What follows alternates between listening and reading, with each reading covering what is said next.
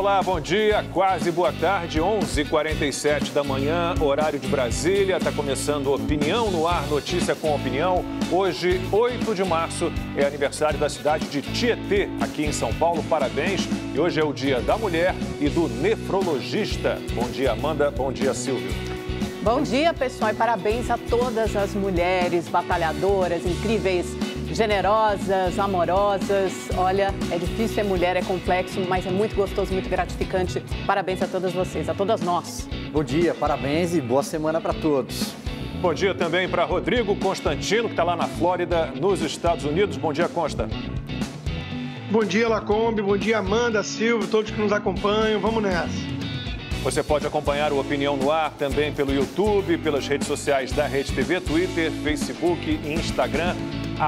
@Opinião Rede TV é o nosso Twitter e o nosso Instagram. A gente espera a sua participação. Use sempre a hashtag Opinião no Ar. E vamos à pauta de hoje.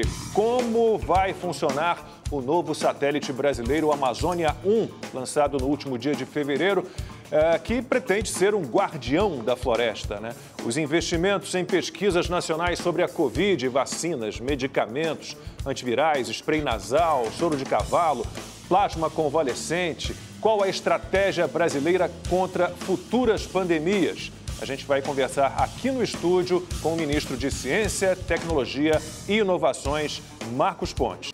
E vamos agora à redação do Rede TV News. Governadores vão se reunir com o ministro da Saúde, Eduardo Pazuello, para debater ações nacionais de combate à Covid. Quem tem as informações é a repórter Estela Freitas. Bom dia, Estela. Bom dia, Lacombe, a todos que acompanham a Opinião no Ar. O encontro dos governadores com o ministro Pazuello vai ser na sede da Fiocruz, no Rio de Janeiro. Pelo menos 22 governadores são favoráveis à criação de um pacto nacional que prevê ações restritivas em todo o país para tentar diminuir o número de infecções. Os governadores também vão definir estratégias para agilizar a campanha de vacinação. E olha, o Tribunal Regional Federal derrubou a liminar que obrigava o governo federal a transferir todos os pacientes que estão na fila de espera de leitos na região oeste de Santa Catarina. Para o desembargador Paulo Afonso Braz, dar prioridade aos pacientes de lá causa desequilíbrio de tratamento entre os estados, porque todo o país vive uma crise sanitária. A região de Chapecó tem 181 pacientes à espera de leitos de UTI. Mudando de assunto agora, o príncipe Harry e a esposa dele, Meghan Markle, revelaram detalhes da difícil relação com a família real britânica. Na entrevista à apresentadora americana Oprah Winfrey, eles disseram que havia preocupação na corte com o tom de pele do filho do casal, o Archie. Meghan disse que se sentia tão mal por fazer parte da realeza que chegou a ter pensamentos suicidas. As revelações dela lembram o desabafo da princesa Diana contra a monarquia há 25 anos. O príncipe Harry também revelou que está magoado com o pai, o príncipe Charles, que não respondeu às chamadas dele durante um tempo. É isso, mais informações no portal redetv.com.br e no Rede TV News às 7h30 da noite. Um bom dia a todos. Já imaginou ter a chance de ganhar R$4 milhões em prêmios? Esse é o valor que a Rede TV já distribuiu em prêmios com o Rede TV Plus. E as chances de ganhar continuam. É o novo Festival de Prêmios Sorte Agora do Rede TV Plus. Se você, por algum motivo, parou de assinar, tá na hora de voltar, porque os prêmios do Sorte Agora estão incríveis. Quer saber dos prêmios? Então olha aí. Olá! E aí, fala galera! Você de casa, tá curtindo a programação da Rede TV ou não é? Então, que tal ver todos os nossos programas em uma TV ultramoderna? Aquela que parece uma tela de cinema, sabe? Ai, olha, eu sou apaixonada, Maurício, por filmes, séries. Queria tanto uma TV dessa, bem grande, com alta qualidade, perfeita. Pena que eu não posso assinar a Rede TV Plus, mas você de casa pode. E pode mesmo, hein, gente? Pra gente começar a nossa promoção com tudo, nesse próximo domingo, nós já vamos sortear um carro, um Kwid. Ele é ótimo para levar a família para passear com economia e segurança. E já vamos sortear uma Smart TV para você, hein? É prêmio que não acaba mais, meu amigo, minha amiga. E a Rede TV trazendo a sorte agora. Tchau, tchau. Tchau, gente. 11h57, horário de Brasília, Opinião no Ar de volta. Hoje para conversar mais uma vez com o ministro de Ciência, Tecnologia e Inovações, Marcos Pontes, já com a gente aqui na bancada. Ministro, bem-vindo mais uma vez. Obrigado pela participação. Eu que agradeço a oportunidade, tem muitos assuntos interessantes aí para a gente discutir. Vamos começar pelo satélite, pelo Amazônia 1, que foi lançado agora dia 28 de fevereiro na Índia, mas é um satélite totalmente nacional, quer dizer, projeto desenvolvido aqui, feito aqui, só foi lançado na Índia. Como é que está operando bem? O senhor já viu alguma imagem gerada por esse satélite? Olha, é uma coisa de nota realmente que esse satélite é nacional, desenvolvido pelos engenheiros, técnicos, cientistas, pesquisadores do INPE. Esse é um trabalho de uma década e, lógico, com a indústria nacional ali também. E ele está operando 100%. Eu espero mostrar as primeiras imagens amanhã. Segundo o INPE, amanhã eles já conseguem mostrar algumas das imagens. E eu estou numa expectativa enorme. A Índia fez um trabalho magnífico no lançamento. Eu acompanhei cada detalhe ali, confesso que eu lembrei muito lá de 2006, acompanhando toda a decolagem, a trajetória, a preparação depois da decolagem, a trajetória toda do foguete. E para ter uma ideia, ele deveria entregar o satélite a 752 quilômetros. Ele entregou com um erro de 2 metros. Imagina, 2 metros em 750, nada praticamente, ou seja, uma precisão enorme. E essas possibilidades de parceria com a Índia são excelentes.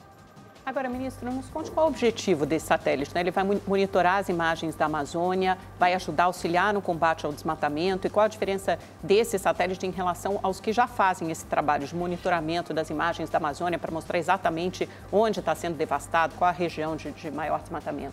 Ele se soma a uma constelação, né? Lembrar que nós temos outros 2 satélites, 2 feitos em parceria com a China, né? O Cibers 4 e o 4A.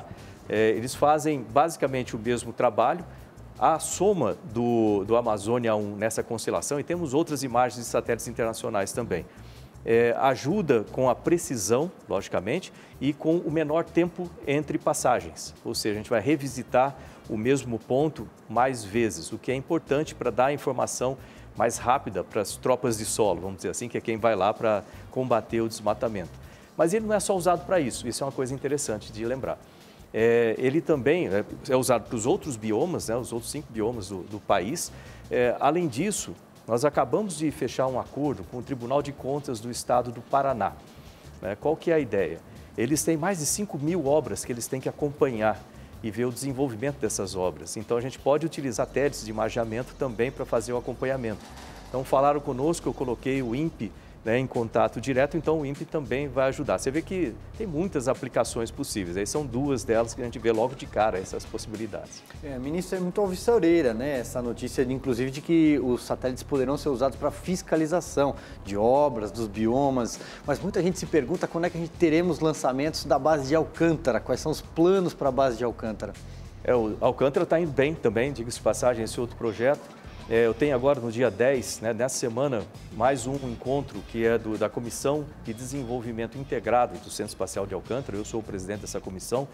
Nós temos vários ministérios que participam, como infraestrutura, agricultura, educação, turismo, para desenvolver toda a região. Além disso, as entidades locais, como o Estado, o Estado do Maranhão, a Universidade Federal de lá, o Instituto Federal, todas as comunidades também participam, as indústrias, a Federação das Indústrias do Estado de lá também. E a ideia disso aí é criarmos um plano de negócios, vamos chamar assim, um plano de desenvolvimento, que não só do centro, da parte técnica de dentro do centro, mas dos arredores também, de como aquilo lá precisa melhorar em termos de infraestrutura de transporte, precisa melhorar em infraestrutura de logística, né, e para as empresas também, e assim por diante. Isso está indo muito bem. Eu espero ter, nesse ano, já o lançamento de foguetes de teste, vamos dizer assim, a gente precisa manter a tripulação lá do centro de mão quente, vamos dizer assim, né? Então, precisa testar, lançar alguns foguetes pequenos para testes, para acompanhamento, e para o ano que vem, né, a expectativa é que nós já tenhamos um foguete internacional. Por que eu estou falando internacional? A gente está no desenvolvimento nosso. A gente tem nosso para suborbital? Temos, mas um foguete orbital, internacional, comercial, essa é a aplicação comercial, né, do centro, já o ano que vem. Então, isso dá definitivamente é o start das operações comerciais do Centro Espacial de Alcântara. Antes de passar para o Constantino, que o senhor citou aí a questão de todos os benefícios que podem ser gerados pela base de Alcântara para as pessoas que moram ali naquela região, né? Eu só tenho um exemplo que o senhor cita sempre da Guiana, né? Que tem uma região ali que tem uma base, né, espacial e o desenvolvimento em volta, ele é muito forte. Olha, sem dúvida. Kourou, né, fica na Guiana Francesa. Na cidade de Kourou, o Centro Espacial de Kourou, ele é uma colônia francesa, né? E eu perguntei até para o prefeito de Kourou, falei assim, escuta, se o centro sair daqui, o que o senhor faz? Ele falou assim, eu pego minha mala e vou embora também. Para ter uma ideia. E Kourou tem uma renda per capita de 17.600, se eu não me engano, 17.600 mil euros. É a maior renda per capita da América Latina toda, por causa do centro. Isso que a gente quer fazer naquela região de Alcântara toda. Por enquanto, é umas regiões com pobres e etc. Mas daqui, diria, uns 10 anos, 15 anos, aquilo vai ser muito diferente, entendeu? Então, essa é a expectativa. Toda vez que eu falo isso, eu lembro de uma menininha que eu fui lá, conversei, fui visitar, aliás, fui o primeiro ministro que foi lá para conversar com as comunidades, né, nas agrovilas dos quilombolas. Eu conversando com a avó dela, ela estava escondida atrás da avó, assim. Falei assim, escuta, o que você quer ser quando crescer? Ela falou assim, eu quero ser dentista. Eu falei, puxa vida, né? Legal. Então eu conversei, mas na minha cabeça é assim, a gente tem que ajudar a montar esse sistema todo ali, as cidades, essa parte toda da infraestrutura local, aí ela vai conseguir fazer isso. Não só isso, como muitas outras coisas. Dicas de passagem, outra coisa sobre Alcântara. Agora, no meio do ano, quando termina as chuvas lá, né, deve começar, através da Comara, que era a Força Aérea, lembrar que o terreno todo lá é da Força Aérea Brasileira, do Comando Aeronáutico, deve começar já as obras do pátio de estacionamento ampliado, lá da pista de pouso, que é uma vantagem grande também do centro, poder ter essa pista grande para poder movimentar material. Então, essas obras devem começar e a ideia é que nós possamos usar mão de obra local. Também, isso é um comecinho de uma mudança que vai acontecer ali com oferta de emprego, escola. O ministro Milton foi lá comigo, já olhou. Também o presidente do FNDE, também olhamos lá as escolas, né? As escolas de nível fundamental, já para começar a melhorar a educação. A educação é primordial, a gente precisa dar esse start na educação ali para formar as pessoas e formar profissionais em empresas locais. Então, tudo isso está sendo iniciado já agora. Os benefícios vão muito além, né, daqueles gerados diretamente pela tecnologia, né? Então, sem dúvida. Benefícios importantes para toda aquela região. Constantino. Ministro, bom dia. O senhor mencionou aí a questão do satélite e falou que é um trabalho de 10 anos, tem os engenheiros do INPE e tudo nesse setor leva tempo, né, para maturar e precisa ter uma visão de longo prazo e investimento. Mas eu quero trazer uma questão política aqui para o debate e ouvir sua opinião, porque o senhor, sem dúvida, ao longo da história do Ministério da Ciência e Tecnologia, se não o mais próximo, né, um dos mais próximos da ciência propriamente dita, né? Esteve na NASA e tudo mais. Enquanto que já tivemos, sem demérito algumas, figuras como o economista Bresser Pereira, políticos como Mercadante, Aldo Rebelo, Kassab. Ao mesmo tempo que o governo do qual o senhor faz parte é muito acusado aí por opositores de ser um governo que vira as costas para a ciência. Negacionista, até terraplanista, se eu não me engano, tem um governador que gosta de usar essa expressão para se referir a bolsonaristas ou pessoas que apoiam, em geral, alguma coisa ligada ao governo. Eu queria a opinião do senhor em relação a esse tipo de ataque, né, que a gente vê muito sendo proferido hoje em dia e daqueles que tentam monopolizar a fala em nome da ciência. Olha, obrigado por essa pergunta. É bastante interessante porque geralmente as pessoas que falam a respeito de negacionismo e tudo mais, assim, elas, se você for ver, elas também não entendem sobre ciência propriamente dito. E o governo Bolsonaro ele tem trabalhado junto com a ciência, nós temos ali no Ministério, por exemplo, no Ministério nós temos um grupo de pesquisadores que chama Rede Vírus, MCTI, que foi formado lá no começo, antes da pandemia até se estabelecer no Brasil, em fevereiro do ano passado, que nos dão as diretrizes de como tratar de forma científica, né, a pandemia do ponto de vista do Ministério de Ciência, Tecnologia e Inovações.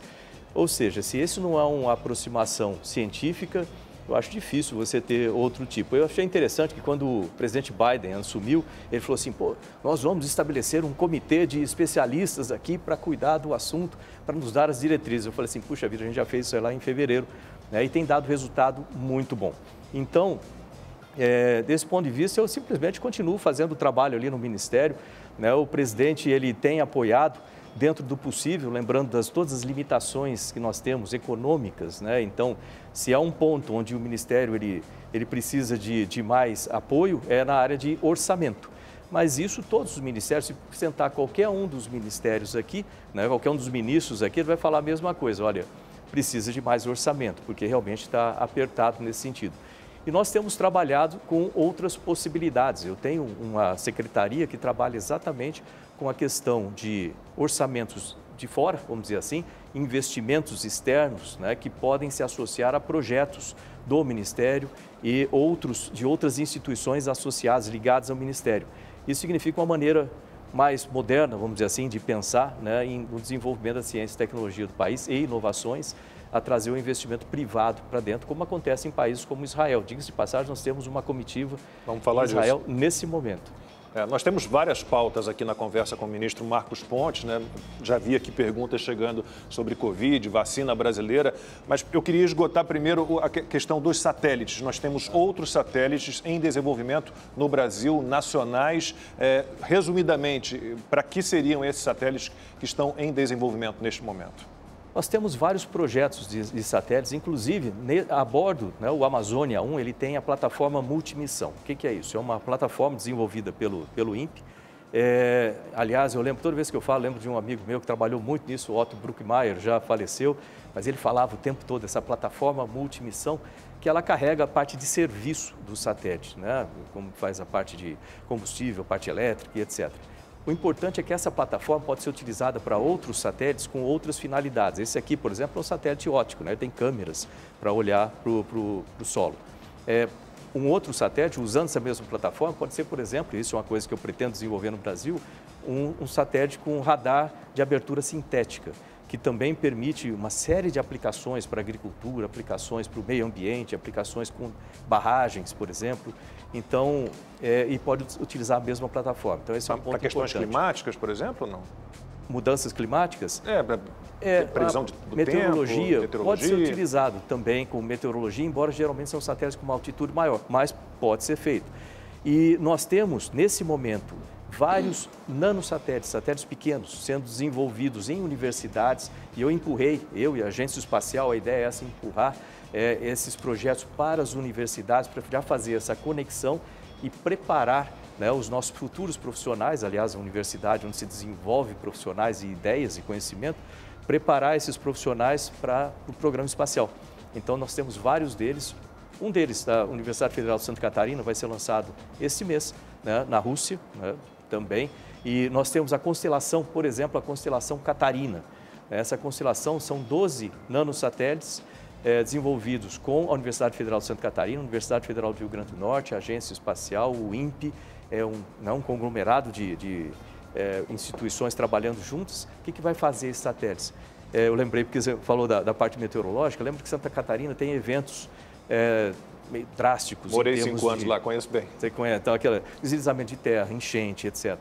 Então, esses satélites vão ajudar no monitoramento dessas situações todas, com sensores no solo também, de forma a darem um avanço, vamos dizer assim, um aviso em avanço para salvar mais pessoas. Então, isso tem sido feito, o deputado Daniel Freitas ajudou bastante no sentido de montar esse programa e está indo para frente agora. Então, é uma constelação de satélites. A ideia é que nós tenhamos várias constelações de satélites pequenos no Brasil que possam trabalhar e ser lançados de Alcântara com foguetes de tamanho não muito grande, tamanho médio, né, e possam ser lançados no Brasil para atender a agricultura, atender a Polícia Federal, atender a Marinha do Brasil com oceanos, uma série de aplicações. Ministro, eu queria voltar à pergunta do Constantino sobre pandemia, mas olhá-la de uma outra perspectiva, de uma outra visão. Como é que o senhor quer um homem da ciência, se sente em participar de um governo que essencialmente vira as costas para a ciência. A gente está no momento mais duro da pandemia, o presidente fala que tem que parar com esse mimimi, porque as pessoas estão chorando tanto. A gente teve 10 mil mortes na semana passada, quer dizer, uma segunda onda muito maior do que a primeira. O presidente defende remédios, medicamentos sem comprovação científica, não trabalha junto com os governadores para medidas de distanciamento social, não trabalha junto com cientistas, ele eminentemente nega todas as evidências da ciência. Isso não causa um profundo mal-estar no senhor? Olha, o presidente ele tem algumas opiniões, ele expressa essas opiniões, mas, no fundo, a serventia dos ministérios é justamente trabalhar nos devidos setores. Então, nós temos o Ministério da Saúde trabalhando, vamos dizer, na frente de combate ali em termos de políticas de saúde. Nós temos, no meu caso, o Ministério de Ciência e Tecnologia trabalhando no desenvolvimento de medicamentos, né, inclusive medicamentos nacionais, monoclonais, plasma convalescente, soro de cavalo é outra coisa interessante, que agora já está na Anvisa para os testes clínicos. Nós desenvolvemos os testes todos da nitazoxanida, que é um medicamento comprovado cientificamente para aplicação para redução da carga viral, né, testes feitos por cientistas, né, então nós temos vacinas nacionais sendo trabalhadas, e eu tenho boa notícia sobre isso também, diga-se de passagem, e várias frentes na área da ciência. E ele, obviamente, está ciente de tudo isso. Eu tenho uma reunião com ele essa semana, né, para colocar em dia esse update. Então, ele sabe de tudo isso, né? É aquela questão assim, nós estamos aqui para trabalhar pelo Brasil em conjunto. Né? Mas, ministro, o presidente não defendeu a vacina, ele sabotou a vacina. Pelo contrário, a vacinação no Brasil ainda está muito lenta. Agora, no pior momento da pandemia, ele não consegue coordenar e articular algum tipo de resposta nacional para um enfrentamento do auge, do pior momento do coronavírus no Brasil. Olha, eu discordo um pouco com relação a isso aí, né? Se me desculpa, mas nós temos o Ministério da Saúde trabalhando nesse sentido. É difícil a importação de vacinas no momento em que o mundo inteiro está correndo atrás de vacinas. Então, eu concordo que eles têm dificuldades para fazer essas importações e é uma das razões pelas quais no Ministério de Ciência e Tecnologia nós trabalhamos mais ou menos como fosse a rede do trapézio, né? Enquanto as operações acontecem na China, a gente constrói essa rede que é o desenvolvimento de vacina nacional, que nós podemos mudar os insumos à medida que nós tenhamos também mudanças no vírus, as mutações, você não citou isso, mas é uma coisa importantíssima, as mutações do vírus, que essas mutações que nós observamos aqui no Brasil, na Inglaterra, na África do Sul, e vão aparecer outras, esse é fato, nós temos que já preparar isso para frente. Então, ali no Ministério de Ciência e Tecnologia, nós trabalhamos no planejamento e no trabalho antecipado, para que quando acontecer aquilo, a gente possa ter ferramentas no país para isso. Por isso que a vacina nacional toma uma importância cada vez maior, porque esses vírus, com as mutações, eles podem fugir da eficiência das vacinas que estão por aí. E o fato de nós termos as vacinas nacionais e todo um sistema de medida de mutações no país, que nós chamamos de coronaômica, que é parte da rede vírus, nos dá essas ferramentas para trabalhar e entregar para o Ministério da Saúde, né, uma ferramenta muito boa, com vacina feita aqui, com a produção, que nós produzimos bastante já, para fazer isso. Ou seja, dessa forma, eu vejo o presidente, ele não precisa saber tocar o violino, mas ele tem que ser um bom maestro, o que ele faz ali, colocando todo mundo em ordem. O programa chama-se Opinião no Ar. A opinião de que o presidente despreza a ciência é da Amanda, não é a minha. É uma pergunta legítima e não é uma opinião minha só, não. É a opinião de vários cientistas retomados, basicamente de toda a comunidade médico-científica. A ciência, estamos ao lado de um cientista, ela é feita disso, né, de tese, antítese, de argumento. Ela está sempre sendo questionada. Eu vejo um presidente que olha para as ciências, no plural, de um modo geral. Ciências econômicas, ciências médicas, né? E não um presidente que fica aí na tentativa e erro o tempo inteiro, né? Com essa tentativa e erro que se repete há um ano e a gente não anda para lugar algum. Como o mundo todo.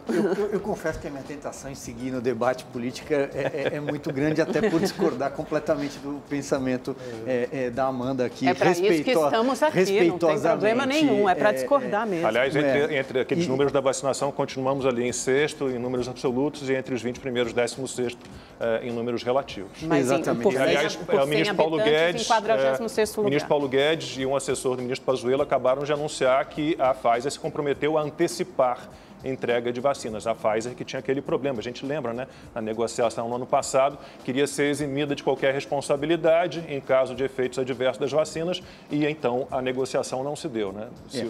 Deixa eu somar uma coisa com relação à Pfizer. Uma vez que sejam compradas essas vacinas, uma contribuição também no Ministério de Ciência e Tecnologia, que nós temos um registro de todas as nossas infraestruturas de pesquisa pelo país todo, então incluindo são freezers, né, que estão em universidades, em centros de pesquisa. Então, nós já passamos para o Ministério da Saúde a lista de todos esses freezers que podem ajudar a manter essas vacinas, que elas precisam de uma temperatura muito baixa, né? Então, já está olhando um pouco para frente lá. Mas eu adoro a parte da discussão também, é bom.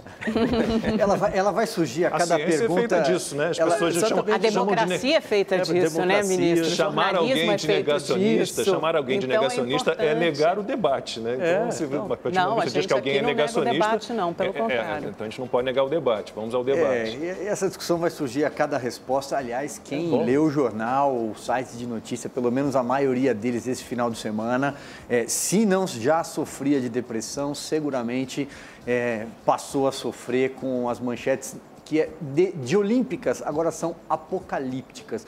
Mas olha só, ministro, eu queria então só tocar num ponto para tentar dar um pouco de tração aqui e depois a gente volta nas questões, nos embates políticos. O senhor acabou de dar uma informação, mas parou no meio dela. O senhor falou assim, olha, tenho notícias boas sobre vacinas brasileiras. Quais são essas notícias? E aproveito para perguntar também sobre os sprays, spray nasal. Tanto lá, o de Israel, que é remédio, até a sua assessoria me alertou sobre isso agora há pouco, quanto aqui, o brasileiro em desenvolvimento. Nós já conversamos, inclusive, aqui no programa com o doutor Calil. Jorge Calil. Exato. Que aí, no caso, é vacina, né? Seria uma capa protetora, algo nesse sentido. Bom, deixa eu começar pela boa notícia. A última vez que eu vim aqui, o que eu falei? Nós investimos no ano passado, desde o início das pesquisas, em março, né, quando nós conseguimos os recursos, até o momento, investimos em 16 plataformas diferentes. Então, são meios diferentes de fazer vacinas, tecnologias, como vírus inativado, partes do vírus irradiado, proteína do vírus, proteína S1 e assim por diante, mensageiros e tal. Investimos em 16 plataformas de vacina. Por quê?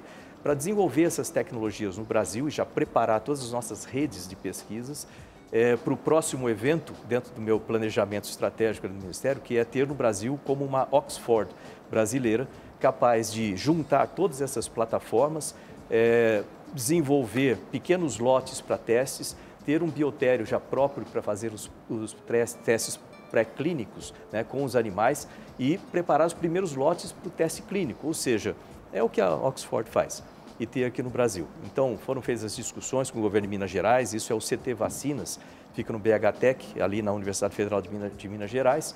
Então, tudo isso tem caminhado muito bem com o governo de Minas para preparar isso. E eu falei também que dessas 16 plataformas, nós tínhamos 3 que já estavam na fase de pré-clínico, né, fazendo os testes com animais, para os ajustes finais, para entrar depois nos testes clínicos. Então, e eu precisava de quê? De orçamento, né, ou seja, são 30 milhões para cada uma dessas 3 vacinas, né, para que elas façam os testes fase 1 e 2, testes clínicos fase 1 e 2, que é aquela fase com 100 a 200 pacientes para teste da segurança da vacina, e depois entrar na fase 3, que é com muita gente, tipo 25 mil pessoas, para que seja feita a eficiência da vacina. Então, para essa fase fase 1 e 2, nós precisávamos de 30 milhões para cada vacina, né, e depois para a fase 3, 310 milhões para testar uma, né, delas com esse número grande de pacientes. E a briga minha era conseguir o recurso para fazer isso, né? Então, é uma boa notícia, eu não tenho recurso total ainda, mas eu já consegui o recurso para fazer os testes clínicos fase 1 e 2 com pelo menos uma das vacinas, aquela que primeiro passar na Anvisa. Então, elas já estão dando entrada na Anvisa, né, para esses testes, em testes preliminares, vamos chamar assim, são as documentações preliminares com a Anvisa, mas o bom é que eu já garanti, então, o recurso para aquela que passar na Anvisa agora, a gente já começa, sem atraso, fazer logo os testes em fase 1 e 2, o que é muito importante. Aí você vai falar, pô, da onde você conseguiu esse recurso? Né? Infelizmente, não veio do Ministério da Economia, a gente teve uma série de trabalhos para tentar conseguir com eles, não deu certo. Mas o que eu fiz então? Eu peguei dentro do próprio Ministério, eu consegui separar esses 30 milhões, eu certamente vou ter que cortar alguns projetos lá na frente, fala assim, pô, essa parte é ruim, mas lembra que dá prioridade. Nós temos quase 2.000 pessoas morrendo por dia e vacina é importante. Então, esse desenvolvimento ele é prioritário sobre basicamente quase todos os outros projetos do Ministério, por isso que eu vou ter que fazer alguns cortes lá na frente, mas eu falei, vou colocar agora para a gente começar já a andar com essas vacinas e depois eu vou ajustando. Trocando o pneu do carro em movimento. Mas é possível dizer, por exemplo, que em 2021 nós teremos uma vacina brasileira já pronta para ser utilizada? Começando agora esses testes, vamos supor que depende um pouco da aprovação da Anvisa, não sei exatamente quanto tempo, mas supondo que a Anvisa seja rápida em fazer essa aprovação, eles são muito eficientes lá. Nós temos cerca de 3 meses para fazer os testes em fase 1 e 2 e, lógico, que a gente vai fazendo aberturas intermediárias para ver o resultado em termos de segurança e aí iniciar os testes em fase 3. Geralmente, esses testes demoram bastante, mas na situação que nós estamos, é possível apertar isso para que ainda seja feito esse ano e lembrando que no meio dos testes é possível fazer uma abertura dos resultados e pedir, então, assim como foi feita com todas as vacinas que estão aí, pedir para que seja feita a aplicação em situação emergencial na Anvisa, de forma que a gente possa utilizar a vacina. Então, sim, é possível ter o resultado esse ano. Daqui a pouquinho a gente continua a conversa, agora eu tenho um recado para você que acompanha o Opinião no Ar. A hora da sua sorte é agora. Se você que é assinante do Rede TV Plus já está participando dos sorteios do Sorte Agora, tem chances reais de ganhar todos os dias. Eu sei que você é esperto e quer ter vantagem, né? Então aponte a câmera do seu celular para esse QR Code premiado aqui na tela que você vai ganhar agora 100 pontos. Mas corre, porque ele fica aqui por apenas 5 minutos. Quanto mais pontos você acumula, mais chances tem de ganhar. É o Festival de Prêmios Sorte Agora. 12h23, horário de Brasília. Continuamos a conversa. Constantino, rapidamente, antes de passar a palavra a você, ministro, então, nós temos, rapidamente, temos 3 vacinas, então, caminhando bem no Brasil, né? Quais seriam uma parceria do Ministério com universidades, com que institutos? A parceria do Ministério com universidades e INCTs, Institutos Nacionais de Ciência e Tecnologia. Então, uma delas é do professor Célio, na Faculdade de Medicina, em Ribeirão Preto. A segunda é com o professor Jorge Calil, aqui no INCOR. A terceira é com o CT Vacinas de Minas Gerais, justamente o centro que a gente quer transformar na Oxford brasileira. E eu acabei não falando sobre o spray. Você perguntou do spray lá, eu falei, pô, nós temos esses 2 casos. Eu tenho uma equipe, inclusive, com o Dr. Marcelo Morales, está lá em Israel fazendo essa análise. Ele é médico, membro de 3 academias aqui no Brasil, Academia Brasileira de Ciências, Academia Nacional de Medicina, Academia Nacional de Farmácia, cientista também. E é secretário executivo do seu ministério. Ele é o secretário de pesquisa do Ministério. Então, ele está lá fazendo essa avaliação inicial com esse spray, que é um medicamento. E nós temos a vacina do professor Calil, em forma de spray também, o que me parece bastante eficiente, visto que a entrada do vírus no corpo geralmente se dá pelo sistema respiratório. Então, me parece um modo bastante eficiente também. Constantino. Ministro, em relação à ciência, eu não quero nem voltar nisso. Tem gente que diz que o presidente defende o tratamento precoce, que não é cientificamente comprovado, mas são os mesmos que defendem o lockdown dos governadores, que não tem nenhuma comprovação e comprometem a vida de milhões de pessoas. Mas sobre vacina ainda, a Sputnik da Rússia estava tentando justamente ser aprovada pela Anvisa sem a fase 3, que é a mais complicada porque envolve muita gente. E aí, por falar em Sputnik, eu lembrei do espaço, eu quero voltar a esse assunto aí, Como é que está a questão da Lei Geral do Espaço, a importância disso para trazer segurança jurídica para aqueles que querem investir, tem empresas interessadas, o senhor percebe apoio do Congresso, a percepção de que isso é relevante para o país? Como é que está essa questão da exploração do nosso espaço por empresas privadas? Olha, realmente, nós temos 3 peças, vamos chamar assim, de legislação sendo trabalhadas ao mesmo tempo aqui. Uma é a Política Nacional do Espaço, A segunda é a Estratégia Nacional do Espaço e a terceira, a Lei Geral de Atividades Espaciais. Essa lei, ela ajuda justamente a dar maior segurança jurídica e modernizar, vamos dizer assim, o que nós temos hoje em termos de legislação de espaço para permitir que o Centro Espacial de Alcântara possa operar de forma comercial, né, com toda a segurança para as empresas. A Agência Espacial Brasileira já fez um primeiro edital para empresas internacionais, 18 delas apareceram querendo trabalhar com Alcântara. Lembrar que isso não é só para empresas que fazem lançamentos, também Alcântara vai precisar de uma série de parcerias para as operações de solo também. Então, tudo isso tem sido feito, a Agência Espacial já tem trabalhado com o setor internacional, inclusive agora, lá, antes de vir para cá, eu estava participando de uma reunião em Israel, né, virtual, logicamente, em que nós estávamos discutindo um rover. Lembra que Israel lançou um rover que quase pousou na Lua? O último momento ali, eles não conseguiram fazer um pouso suave, acabou perdendo a espaçonave no pouso. Então agora vai vir o Gênesis 2, né? Bereshit é o nome de Gênesis, ou no início, né, em hebreu. Então, o Brasil vai participar, o parceiro, o ministro Ernesto estava lá na reunião, então eles me chamaram, entrei também na reunião para discutir isso. Então, essa parceria também com Israel, com os Estados Unidos, com outros países, nós temos feito parceria, inclusive com a Índia, né, que eu estive lá para estabelecer parcerias, eles têm problemas semelhantes e precisam de soluções em conjunto, então isso vai ser muito bom esse trabalho em parceria. Para que tudo isso funcione bem, a Lei Geral de Atividades Espaciais, né, e a Estratégia Nacional do Espaço e a Política Nacional do Espaço, assim como o Conselho Nacional do Espaço, também vão ser muito importantes. A gente tem trabalhado com isso no Ministério.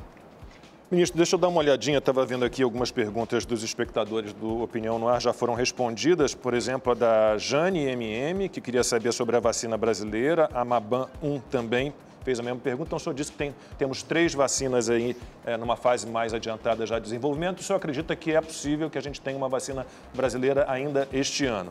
E tem um outro assunto aqui que chegou, levantado por espectadores do Opinião no Ar, da Andréia Santos, e eu já conversei com o senhor nos bastidores sobre isso, e o senhor demonstrou, como quase tudo que faz, muito entusiasmo a respeito disso, que é sobre a questão das pesquisas com rins não humanos para transplante. A Andréia Santos diz o seguinte: tem uma filha transplantada, mas no decorrer do tratamento vimos muitos morrerem sem ter tido a chance de transplantar. Então, o que o senhor pode nos dizer sobre esse projeto? Isso é uma coisa muito importante. Ela literalmente sente na pele. Andréia Santos. Viu, Andréia? Certamente você conhece todas as dificuldades em qualidade de vida das pessoas que têm que viver com diálise, né? E os números que nós temos, isso foi informado de um grupo que o professor Jorge Calil faz parte do grupo também, né? É um grupo de 4 cientistas, a doutora Mainara, o Jorge Calil, o doutor Macedo, né?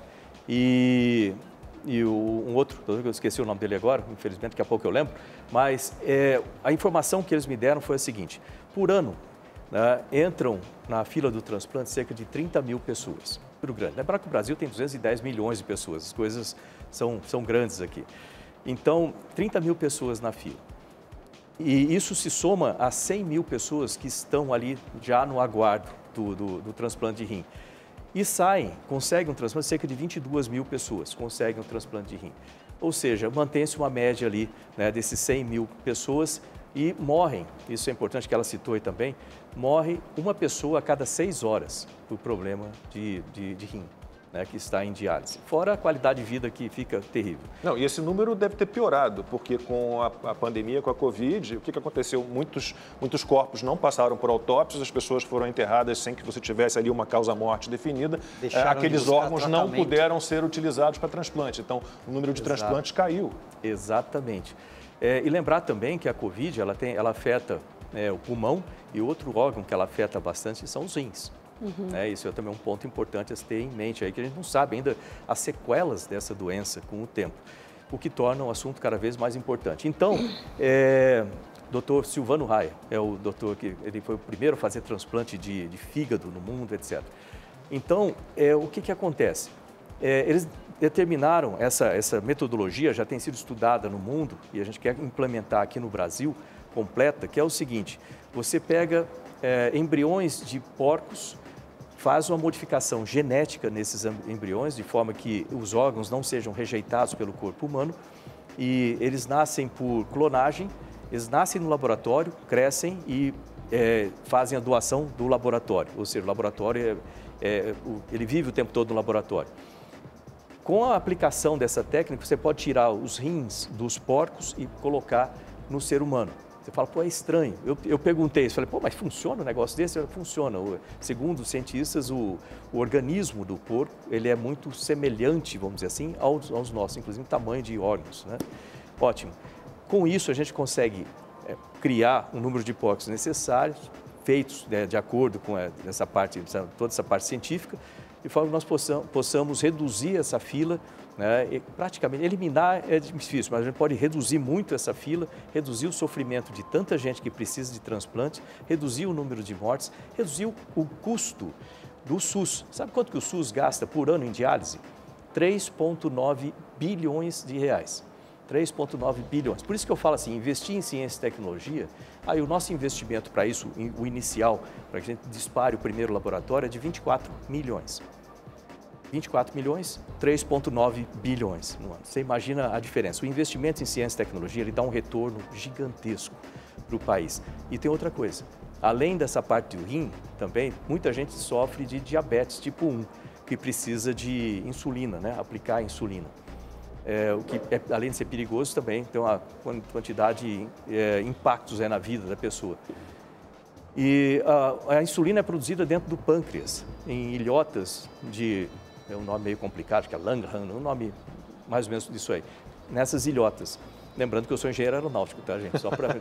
E essas ilhotas dá para se utilizar também dos porcos, ou seja, o transplante, o implante dessas ilhotas, né, do pâncreas dos porcos no ser humano que tem diabetes tipo 1 pode eliminar a doença. Você imagina a mudança disso para a qualidade de vida das pessoas e para os gastos também do país, com o SUS, etc. Ciência é isso.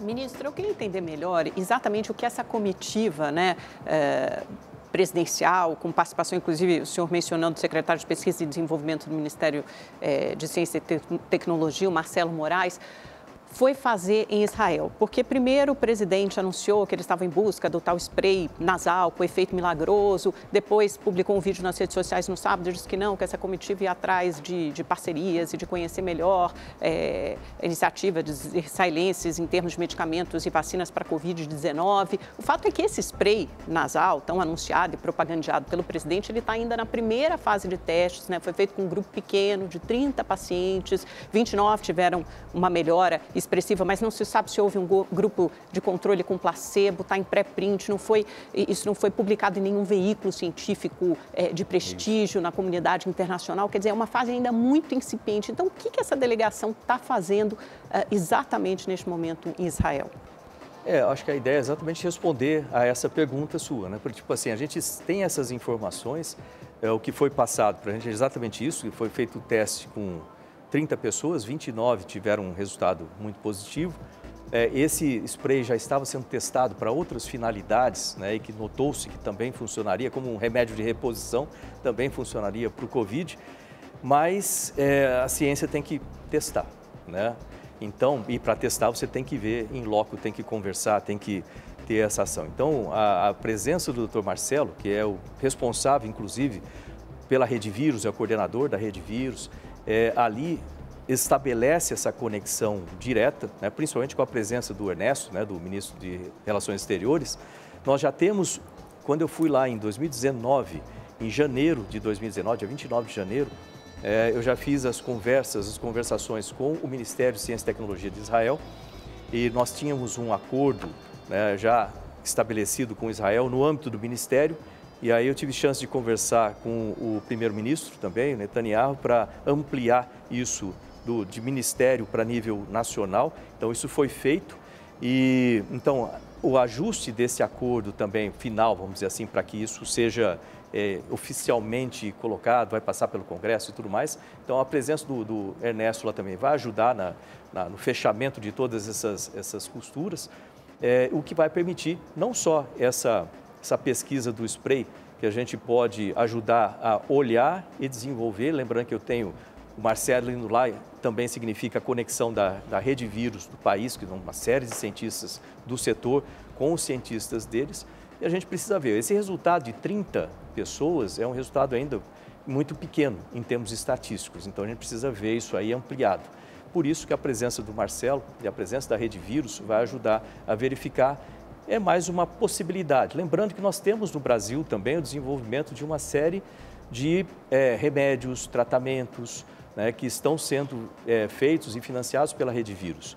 Então, isso se soma a essa constelação de possibilidades para oferecer para os médicos ferramentas para eles trabalharem com as pessoas. Porque, embora nós tenhamos a vacina, o que é extremamente importante, algumas pessoas ainda vão pegar, né? O ideal é que sejam muito poucas, mas a gente sabe que não é 100%. Então, algumas vão pegar e os médicos têm que ter maneiras de tratar.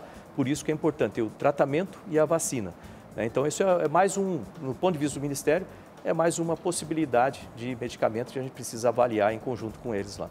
A gente não pode reclamar lá de não ter havido a compra da Pfizer no ano passado, quando a empresa veio com algumas cláusulas muito questionáveis, um produto que não estava aprovado ainda, e a gente não pode reclamar agora também quando a gente vai atrás de informações sobre um produto que não existe. Então, ou uma coisa ou outra. Não, a Pfizer já tinha feito, a fase 3 já tinha sido aprovada. Não estava aprovada e tinha aquelas cláusulas que queriam garantias, assim, prédios públicos como garantia, depósito de $1 bilhão para querer se eximir completamente de culpa. Quer dizer, você não pode criticar que não tenha havido uma compra acertada com a Pfizer no ano passado, se você critica ao mesmo tempo a presença de uma comitiva brasileira em Israel para ter informações sobre um produto que está em desenvolvimento, ou uma coisa ou outra. A gente está vendo agora, por isso que a gente está com lentidão na fila da vacina, porque a gente não foi atrás da vacina antes, como fizeram vários outros países do mundo. Sempre que a Amanda fala isso, eu vou ter que dar a estatística. Pessoal, Our World in Data, você pode pesquisar todo dia. 6º lugar em números absolutos, 16º em números proporcionais de aplicação de doses da vacina. E 46º lugar em número de vacinas de doses por 100 habitantes. Também está no Our World in Data. Não, peraí. Depende de como a gente pode olhar. Não, peraí. 16º por 100 habitantes. Bom, tudo bem, a gente pode consultar Estamos entre os 20 primeiros. Aí você olha a morte por milhão, a gente está bem lá atrás também. Vamos lá, Silvio. Vamos lá, ministro, queria fazer uma pergunta sobre tecnologia, sem sair, evidentemente, do caso da pandemia, mas nós fomos obrigados a ser cada vez mais digitais, né? Aula online, trabalho em home office, até para quem para quem podia um pouco de lazer dentro de casa. E aí, o que aconteceu nesse período, né? Esses governantes loucos pelo lockdown, né, não entendem nada dos rincões do país. E eu, inclusive, notei um enorme esforço do governo, inclusive em integrar via Wi-Fi as UBSs, as UPAs, unidades de pronto atendimento, que não tinham sequer cobertura de Wi-Fi, né? Então, é importante a gente mostrar esses Brasis diferentes, né? O Brasil dos governantes, do toque de recolher. Agora a gente tem apelidos, o lockdown tem alguns apelidos, toque de recolher, toque de restrição, daqui a pouco vai vir o toque da calçada par, toque da calçada ímpar, e eles não vão parar nunca de inventar essas medidas, ministro. Mas para não sair aqui então da minha pergunta, o que pode ficar de legado do ponto de vista de tecnologia nessa pandemia e também aquilo que foi descoberto do ponto de vista de como falta-se internet em muitos lugares, que esses governantes não têm nem ideia. Olha só, eu tinha comigo até o dia 10 de junho, né, do ano passado, o Ministério das Comunicações, né, ali. E, então, quando começou a pandemia, nós estabelecemos, da mesma forma que a Rede Vírus MCTI, tratando sobre a parte de ciência para o combate do vírus, nós estabelecemos também uma rede de comunicação que juntava ali toda a parte de os prestadores de serviços, as internets locais, né, as grandes empresas, todo mundo em conjunto para tratar como manter estável os serviços de comunicação durante a pandemia, sabendo que as pessoas iam ficar em casa, trabalhar de casa e aumentar o tráfego de dados de uma forma muito grande. Então, você vê que conseguiu-se estabelecer, ficou estável, de forma geral, isso. Mas também a gente descobriu uma coisa, né? Tinha 16.500, informação inicial que nós tivemos do Ministério da Saúde, né? 16.500 unidades básicas de saúde sem internet no país. É um número bastante expressivo. Como vão fazer isso? Então, através das empresas, aí foi muito interessante ver a participação das empresas, voluntariado, né, da empresa, fala assim, eu conecto, né? Eu conecto e fica sem pagar durante um ano e depois a gente começa a ver depois lá, mas agora a gente já faz essa conexão. O que foi muito interessante, entendeu? Nós começamos a fazer as conexões, nós estávamos em aproximadamente 4.500, se eu não me engano, quando foi passado o Ministério para o Fábio Faria. Eu imagino que deve ter continuado a fazer as conexões dessas unidades básicas de saúde. Outra coisa importante levar em conta, que a gente tem trabalhado ali no Ministério, por exemplo, você pensa no meio da Amazônia, né? Você tem lá os vilarejos que são muito isolados. Às vezes uma pessoa tem uma doença ali que, se for diagnosticado cedo, saiba que na Amazônia é um dos pontos que, no mundo onde tem uma grande incidência de câncer de útero, né? E isso tem a ver com o Epstein-Barr, né? Um tipo de vírus e assim por diante. Mas o fato é que nós temos esses casos lá, a gente precisa diagnosticar rápido para poder tratar dessa pessoa. Às vezes a pessoa morre porque não foi diagnosticado, porque não teve tempo para transportar. E lá o transporte é demorado, a gente sabe disso. E não tem equipes médicas em todos os lugares. Então, o esforço ali no Ministério são em duas fases. Primeiro, era a conexão de toda a Amazônia com o norte conectado, ali, com 10 mil quilômetros de fibra pelos rios, e o Fábio está dando sequência lá, o que é muito importante. Depois, o satélite, né, o SGDC, para levar a conexão via satélite para esses lugares afastados, o que também é extremamente importante. Depois, o desenvolvimento que a gente tem feito ali, desenvolvimento de equipamentos que você possa utilizar em áreas remotas, sem necessidade de um laboratório gigantesco para você fazer os testes. E sem necessidade de um médico local, você pode ter uma equipe treinada no local para fazer os testes diagnósticos, transmitir os resultados via internet e ter basicamente uma telemedicina. Um médico em outro lugar pode fazer o exame, ou análise do exame, mesmo inteligência artificial, e dizer, olha, essa pessoa tem que ser transportada agora para lá. Então, é um avanço grande. Eu conversando na Índia, diga-se de passagem, eu lembrei, o ministro de Ciência e Tecnologia da Índia, que é amigo meu, eu não sabia, mas ele é também o ministro da Saúde na Índia. Olha só que ele nunca tinha falado para mim disso. Da outra vez sobre isso. E aí eu fui lá agora, conversei com ele, a gente estava discutindo exatamente isso, que eles têm problemas semelhantes na Índia, com o número de população e a quantidade. Você não consegue ter médico em todo lugar, você precisa ter maneiras de fazer telemedicina. E a gente está discutindo, inclusive, maneiras de fazer isso em conjunto, utilizar essas parcerias. Então, você vê uma série, são legados que a gente deixa agora, assim como ventiladores. Outro legado importante, ventiladores pulmonares. No começo da pandemia, a gente não conseguia importar, lembra? Aí, vamos ter que desenvolver no país. Eu lembro que, no começo, o pessoal falou, besteira, a gente consegue comprar quanto a gente quer.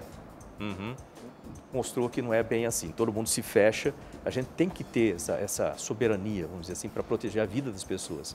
Então, nós desenvolvemos no país, investimos nisso, inovações de forma a ter ventiladores completamente nacionais. E hoje você não ouve falar muito de problema de ventilador, porque nós produzimos no país, graças a esse esforço, né, feito para desenvolvimento de tecnologia. Tudo isso são legados no país, assim como vão ficar os legados do CT Vacinas se transformar num centro de Oxford, vamos chamar assim aqui no país, assim como vão ficar legados também da produção, né, de medicamentos, de todas essas tecnologias que a gente tem desenvolvido aqui no Brasil para isso. Então, laboratórios, o NB4, Laboratório de Biossegurança 4, vai ser lá no CNPEM também, vai ser um legado muito bom. Então, tem muita coisa que vai ficar. E o aprendizado da pandemia, o mundo aprendeu com a pandemia, né? E o Brasil também. Então, no Ministério, a gente tem essa equipe da Rede Vírus, que parte da função deles é justamente nos dar essas instruções, né, do que a gente pode levar como lição disso para que proteger melhor o país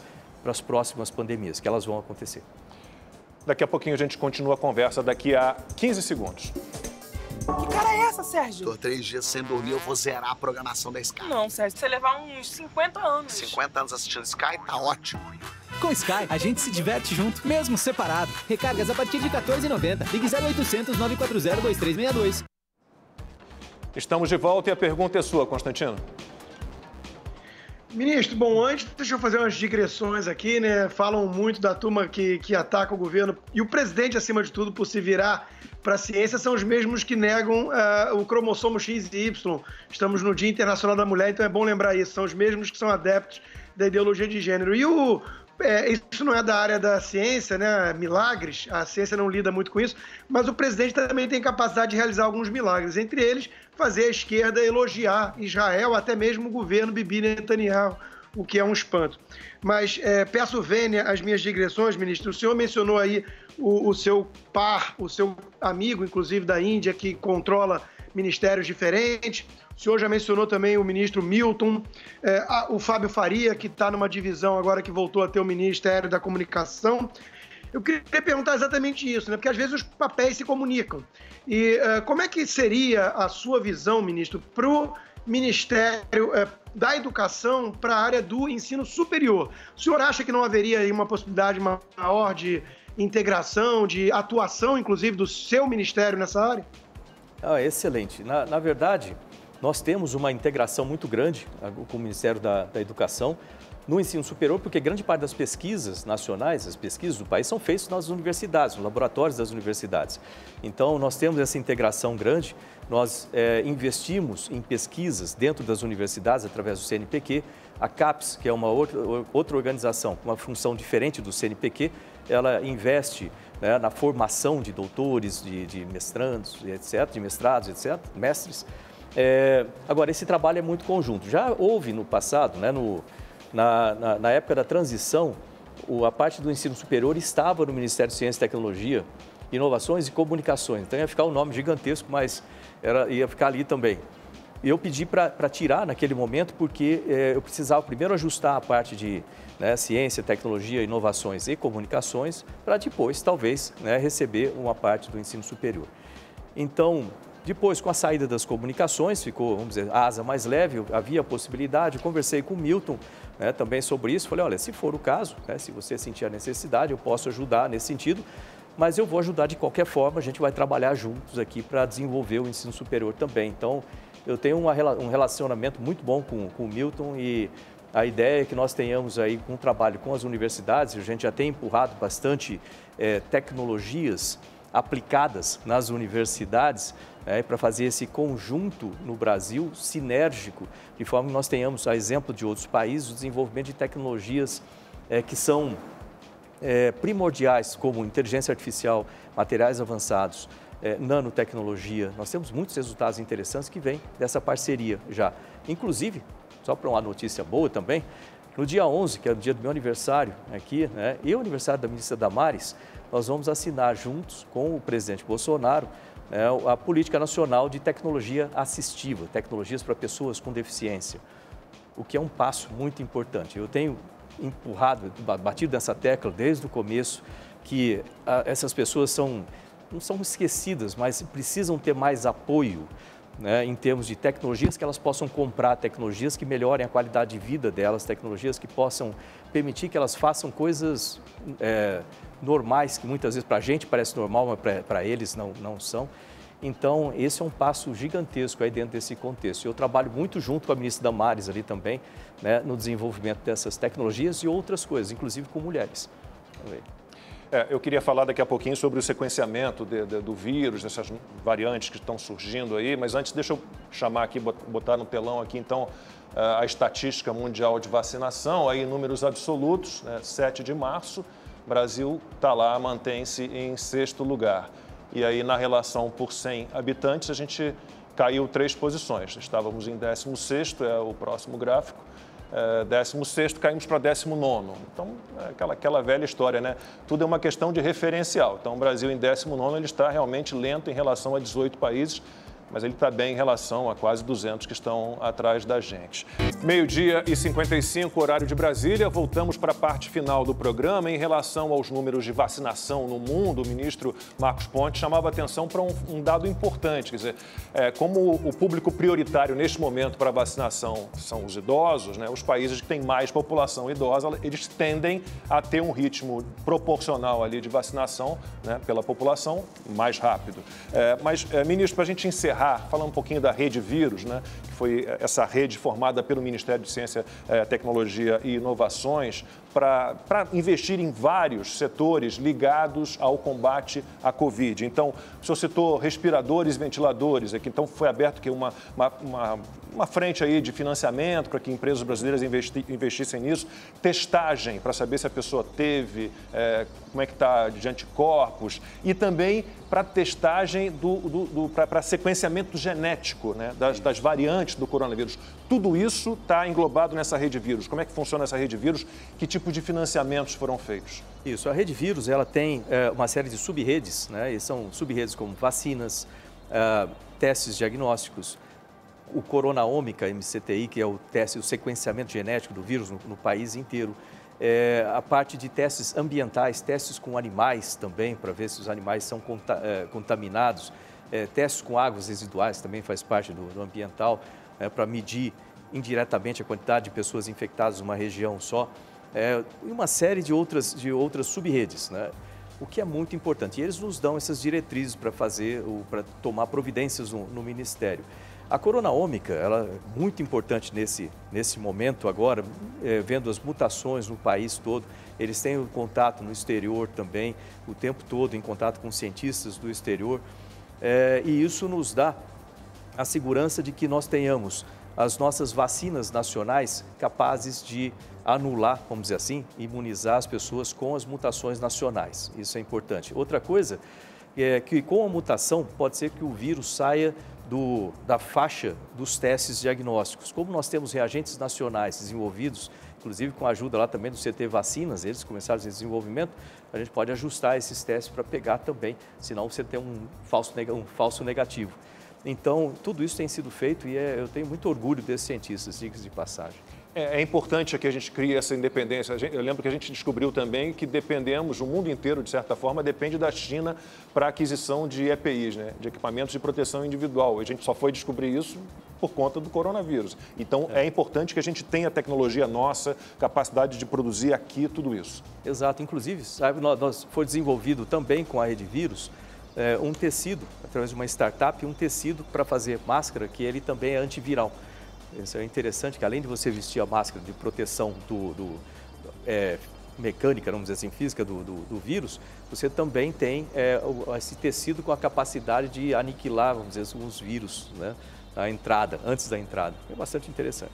Temos pouquíssimos segundos, não vou nem passar a palavra a ninguém, porque não dá tempo. Ministro, a gente tem motivo para ficar otimista em relação ao que está por vir, digamos assim, o que estamos montando de infraestrutura, de tecnologia, nos serve para escapar de situações graves que virão também outras vezes? Sem dúvida nenhuma. Nós estamos trabalhando com essa visão de preparar o país para as próximas pandemias, em termos de infraestrutura, em termos de preparação de pessoal. Tudo isso, logicamente, condicionado às questões orçamentárias. Então, de novo, eu sempre ressalto isso, né? A importância do orçamento para a ciência e tecnologia é essencial. Eu queria só agradecer, né, por essa oportunidade. Eu que agradeço muitíssimo, ministro, mais uma vez participando aqui do Opinião no Ar. Constantino, Amanda, Silvio, você que nos acompanhou até aqui, a gente volta amanhã, 11h47 da manhã. Até lá.